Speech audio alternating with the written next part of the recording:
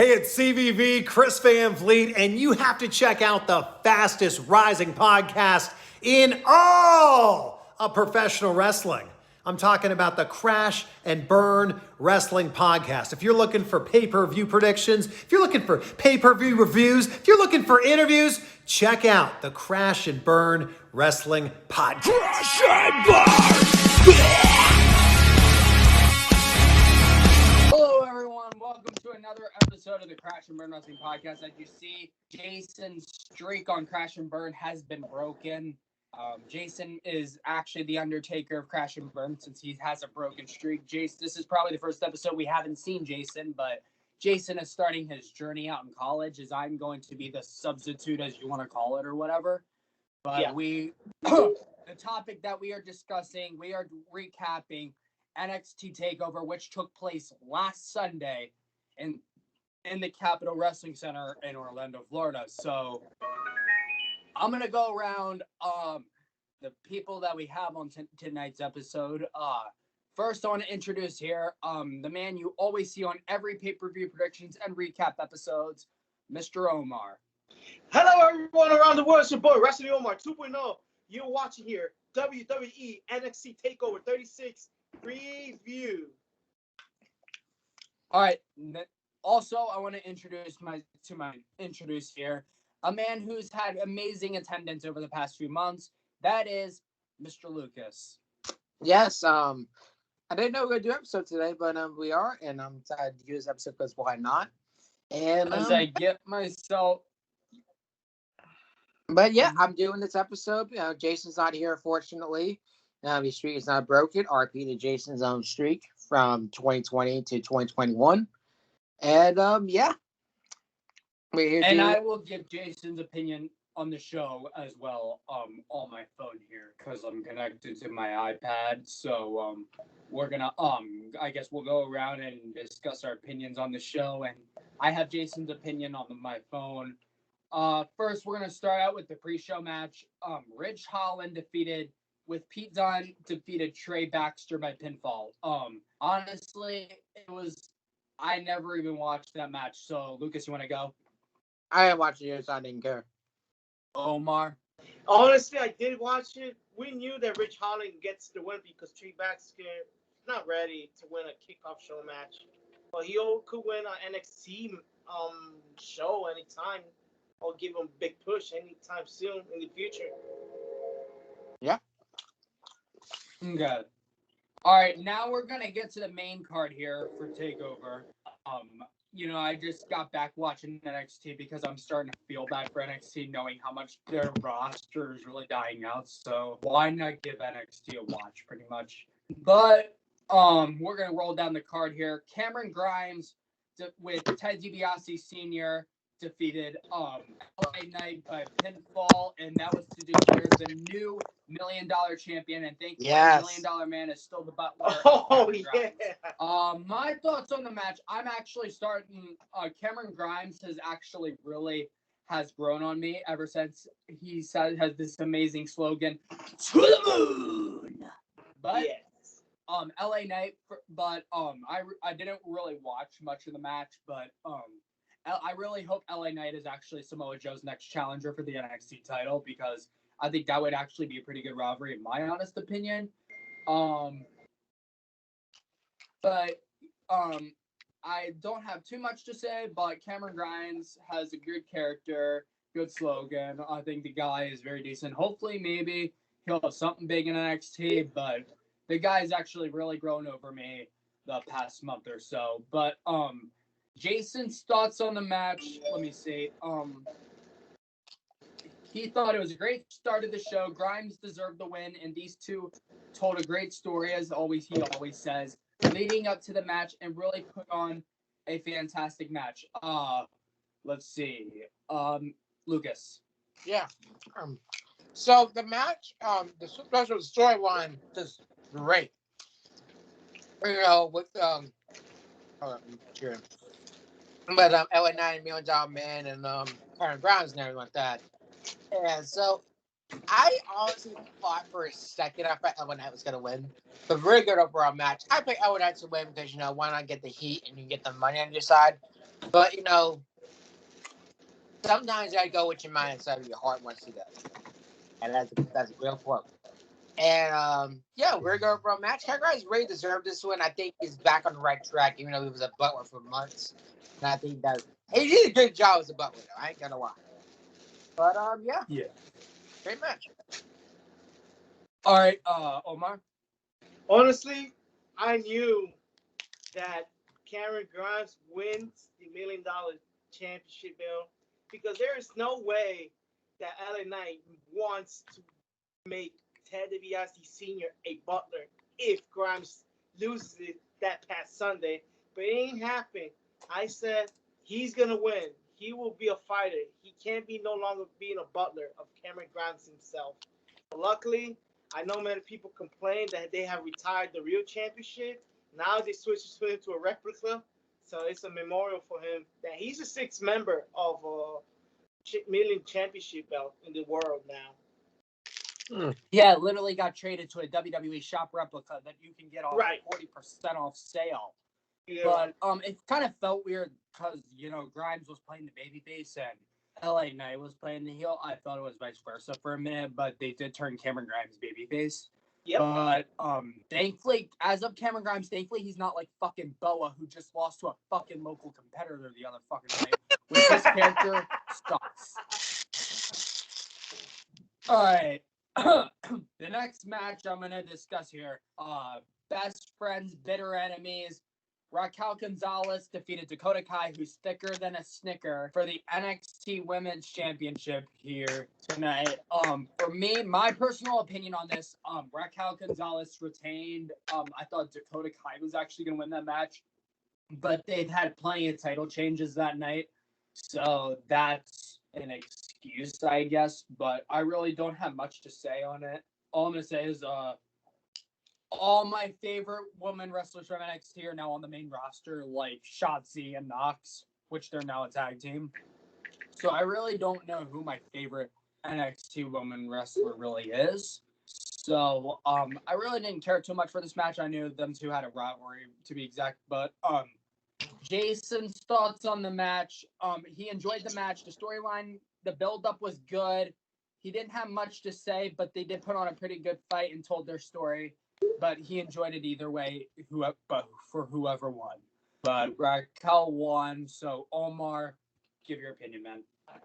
Well, honestly, my opinion is that Dakota Kai, if she should have won, then a new era for NXT who faces another challenger who could be same for Raquel. But the fact is that Raquel Gonzalez did it.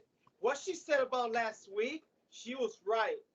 Dakota Kai wants to be friends like Tegan Knox, being friends for a long time. Honestly, she turned her back for a properly friend. War Games, nearly 3 years. Then she come back in 2019. But suddenly, this storyline between Dakota and Tegan dropped. Suddenly, Tegan Knox go by Candice. And right before that, dropped too, and it went to the main roster, Tegan Knox.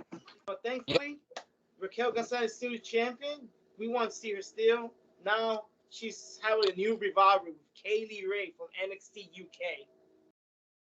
That's gonna be good. Yeah. We'll see where that goes. Lucas? Mm-hmm. Great. I would say that was a pretty good match. Actually, that might not be the weakest off. I'll get into that in just a moment. I'll get my proper opinion about that. But overall, the match is really good. I think the storyline is very good. And I realize this. I don't care who you are.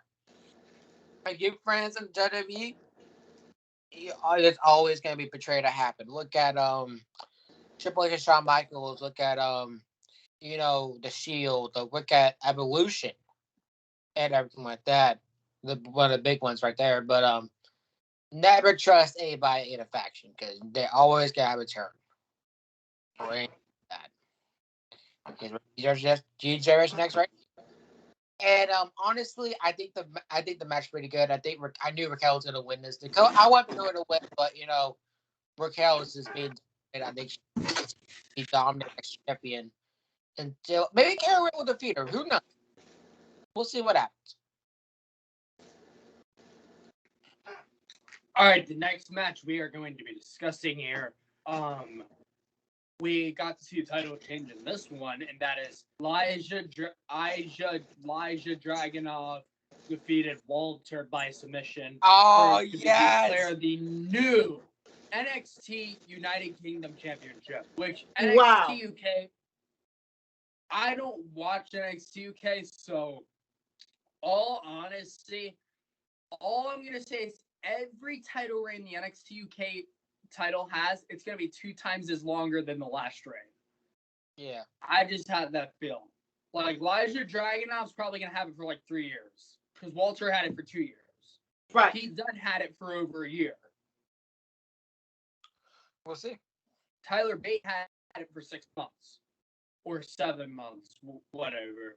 But as of that, you know, I feel like every title reign in the NXT UK title, I just feel like it's gonna be twice as longer. But for me, we needed a title change that night, so you know, Walter just.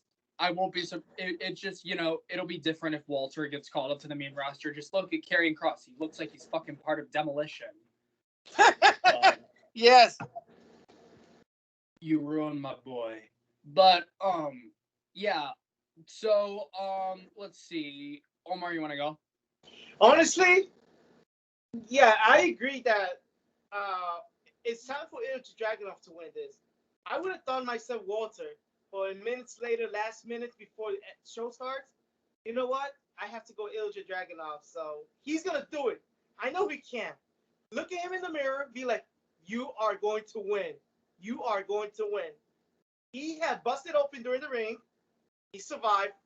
Luckily, for the first time ever seen Walter tapped out. And like I said, I don't even watch NXT UK too. Honestly, start here around 3 o'clock here in the United States. Over there, it's like 8 o'clock in England. So, congrats to Ilja. NXT UK roster was. I feel like it's dying in the first place. It's dead, honestly. It's dead. The rosters are dead. Like, why not just have it in NXT? But I don't know. Maybe it's like Walter's international country. And fun fact, Walter's had his passport stolen once. Really? Right, and the real championship stolen too. 2 years ago, I remember. Yep. Oh, Lucas. What a fucking match that was. Holy shit, what a match that was. Yeah. Imagine, dude, I was just blown away from this match. Like, this is one of the best. I think this is match of the night for me. But I'll recommend this match. These two just put it all out. This is like, you know, this is like a bar fight or whatever. These two just went back and forth, back and forth, back and forth. But it did continue and continue. And I just love it. Every second. I knew Dragunov was going to win, but I didn't know he was going to tap him out. We never see Walter tap out, which I think was very shocking. So, I mean, hey. Yeah, we all shocked they tapped out. I was like, shit. I was like, dude, that was a good fucking match. Though. Like, that was one of the best matches of the night. Maybe a match of the year contender, in my opinion. Yeah, because if Walter tapped to the STF, we knew his ass was going to get buried. All right. Let me check Jason's thoughts on that match. It was one of his favorite matches of the night. Dragunov deserved this victory more than anything. These two put on their heart and soul for one of the best matches of the night. Congrats to Dragunov, and he looks forward to seeing what he does next with the title. Next up, we saw that we had a match that was pretty much, I don't know why it's called a 2 out of 3 falls, but it's more like a 3 stages of hell match. And that was, of course, once again, best friends, bitter enemies. And that was Kyle O'Reilly defeating defeating the guy who has his last match in NXT. That is Adam Cole. Baby. Yeah. So, you had Kyle O'Reilly win the first fall, which was a normal singles match. You had Adam Cole win the second fall, which was, I think, a street fight. And then you had Kyle O'Reilly win the third fall, which was a steel cage match.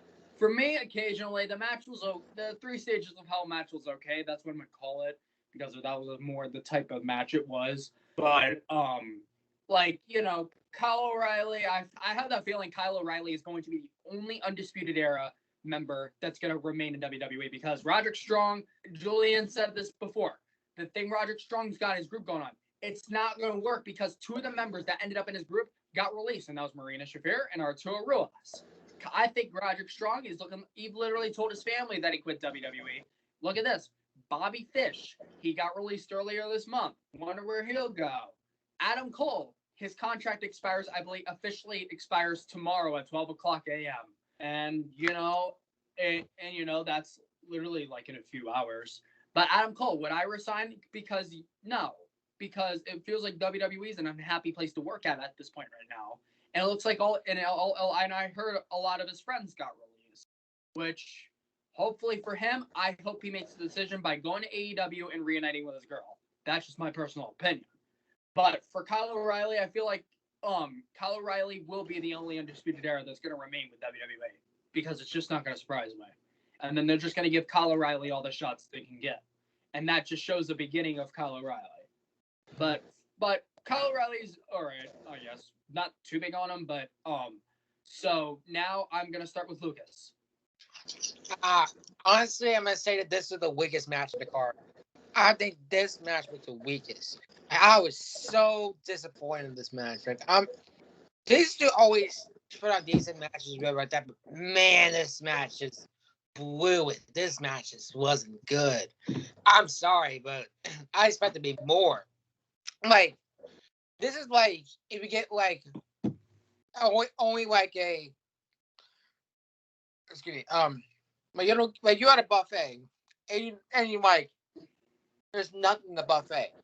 It's like is that it? Is that all you got? You know what I'm saying? It's just like no. Like if you want Adam Cole to go in the big way, you have to do it out in style. And I think how they did, they rushed it, and they should have like done like a big spot or anything like that. Like make a brain buster out of the fucking set, this cage, or do something with the chair or something like that. Like, don't rush anything. Yeah. And that's match it was rushed. It was too fast for me. All right, it's not as their like unsanctioned match. I think it's honestly one of the best matches of the year, but this match is disappointing me straight up. Omar. Oh my God, that I predicted right. That Kyle O'Reilly would take the first, then Cole. Kyle O'Reilly did the win on his final match against Adam Cole, but sadly that day on Sunday it was his official final match. Reports was going everywhere. But today, he in California time over there, 3 p.m. Pacific time states, he was doing the elite figure, like meeting up or something with someone. I forgot who was it. I was at the next photo. Yeah, couple hours. Let's see what's next for him. Yeah. But for Jason's opinion on this match, he thought it was an awesome match. It gives me the Gargano and Ciampa vibes when these two feuded back in 2018. Lots of extreme spots and great moments created in this match. Can't really think of that. But this was he thought it was an epic match. He knew Cole was going to lose because of his contract expiring.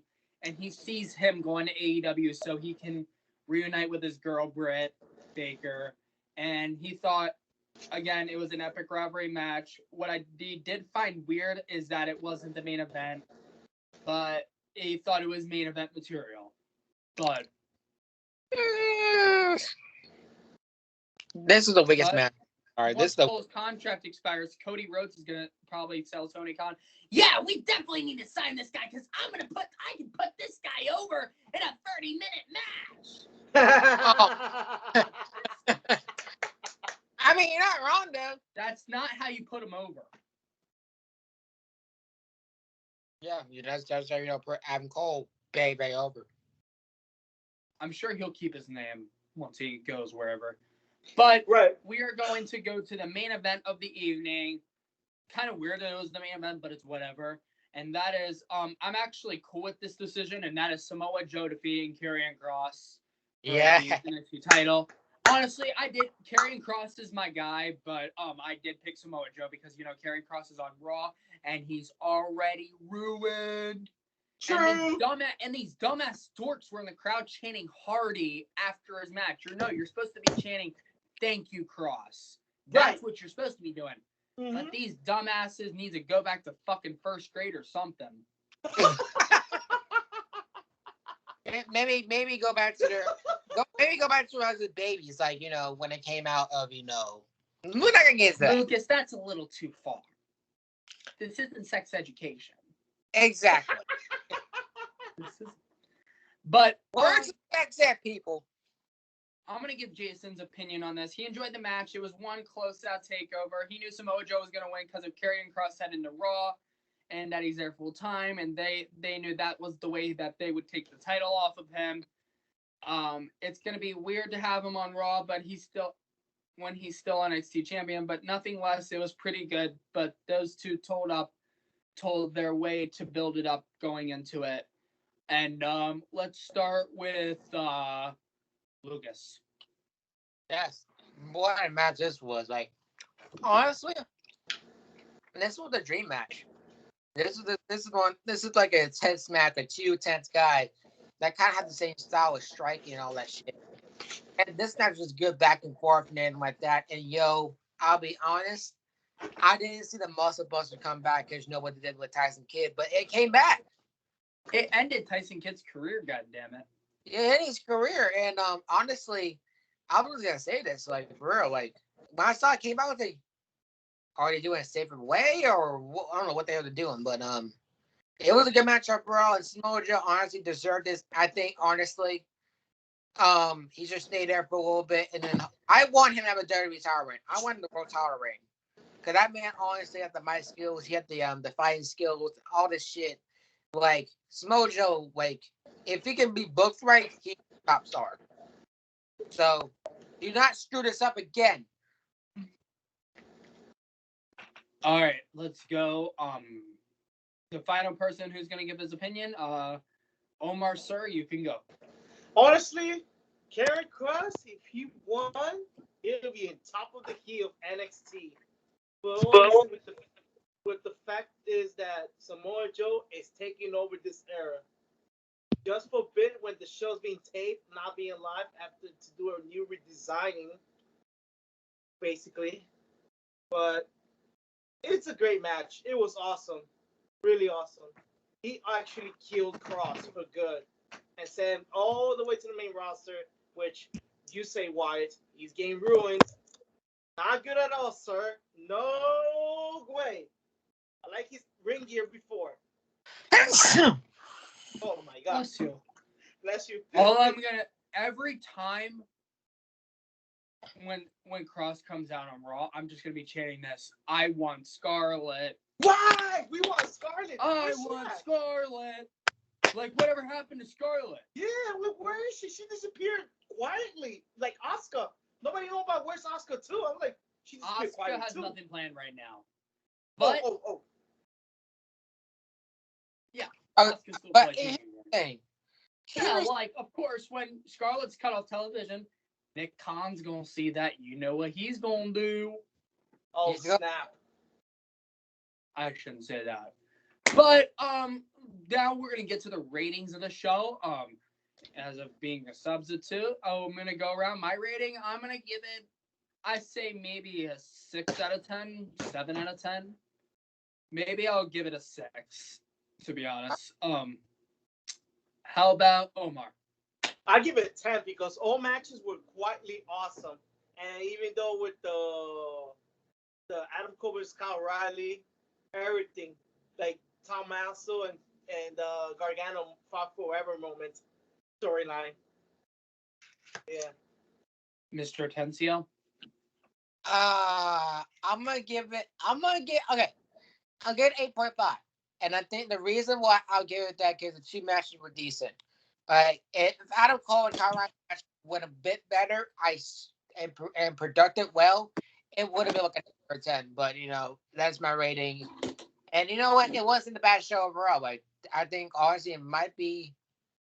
I don't know, it might be the weakest, but I'll see what the other shows are. But yeah, Yeah, I'm sure Adam Cole's like, get this match over with because get me the fuck out of here.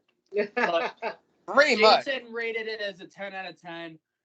But now that wraps up for today's episode for the Crash and Burn Wrestling podcast. Jason's streak looks like it's officially broken. Go follow everyone on their social medias. I'm glad y'all sat through here. Subscribe to the Moshcast. Follow, support independent wrestling. Support independent wrestlers. Know how much all these wrestlers around the world entertain y'all. Know that for a fact. Subscribe to this channel. Hopefully we get our viewerships back, and hopefully we get our podcast growing back again. I know not many people do the podcast as much as we used to, but at least some of the people who come on permanently keep it going. So let's hopefully share this to your friends, share this to your family.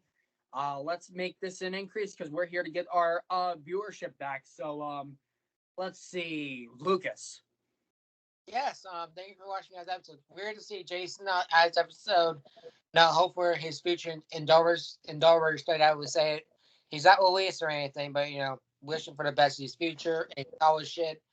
And I'm gonna also get a shout out to my girlfriend, best person I met on, and she's awesome. And that's all I gotta say. Just keep crashing and burning, and just always remember, all you teens out there, do not be a parent. Omar, end it off. All right, guys. Since Jason's out of the day, it's the first time I've ever seen him off. I want to say good luck and work hard, play hard in college. I want to say this. Thank you for watching WWE NXT Takeover 36 review. All you have to do is please subscribe to this channel. Subscribe to Musk's channel. Let's make this subscriber all the way up at least 200, 300, 4, 5, 6, anywhere. What number amount is. So please make sure to follow everyone's social medias, Instagrams, and anyone's watching this, just share this. And you see someone around, whoever is part of this Passion Bird podcast. I'll make sure if you're watching, if I watch you subscribe, then you know what's gonna happen. Get over here! Ah! Get over here! Ah, my neck! If you want to rewatch this pay-per-view, please go on Peacock right now. But yeah, this ends off today's episode. Jason, good luck in college, man. We're proud of you. And hope everyone has a safe rest of their day and have a safe evening wherever you're at. Have a great day, everybody. Oh, shit. Crash and burn!